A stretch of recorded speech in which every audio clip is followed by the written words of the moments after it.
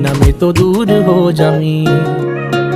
ओ सागर दियां छल्लां वांगू जिंदगी है बड़ी टेढ़ी मेढ़ी, कित्थे लैके चलीए जावे पता नहीं कुछ भी की है कहंदी। उच्चिया लम्मिया पहाड़ा वांगू दिसदी नेड़े दूर रहिंदी, जिथे कोई सार ना होवे बारिश भी है उत्थे पैंदी। देखा ना जे तैनू मेरे दिल नू साली चैन नहीं पैंदी, जो हुंदा चंगे लई हुंदा दुनिया एवें झूठी कहंदी। उड़ जांदे जद पंछी मुड़े उन्हां नू घर दी लोड़ नहीं पैंदी।